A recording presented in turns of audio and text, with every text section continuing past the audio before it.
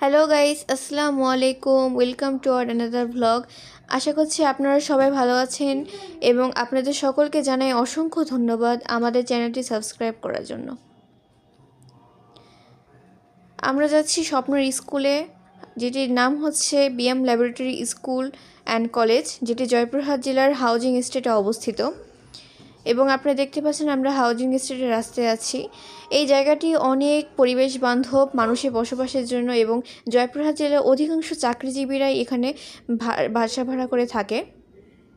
তো দেখতে পাবেন রাস্তাটা কত সুন্দরভাবে করা, এবং রাস্তার চারিপাশে গাছপালাও রয়েছে অনেক।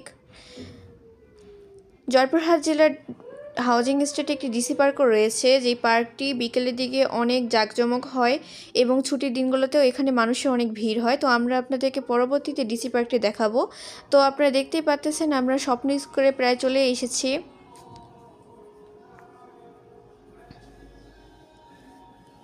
তো স্বপ্ন এখন স্কুলে যাবে।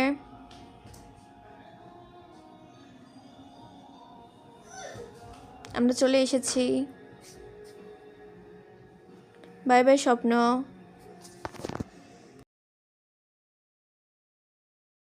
স্বপ্নের স্কুলটি একটি ইংলিশ মিডিয়াম স্কুল এবং জয়পুরহাটে এটি অনেক প্রসিদ্ধ স্কুল।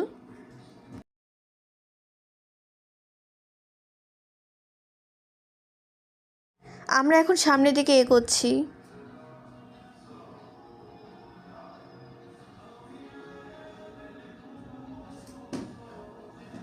তো আপনারা দেখতেই পাচ্ছেন যে হাউজিং এস্টেটে অনেক বিল্ডিংয়ের কাজ চলতেছে।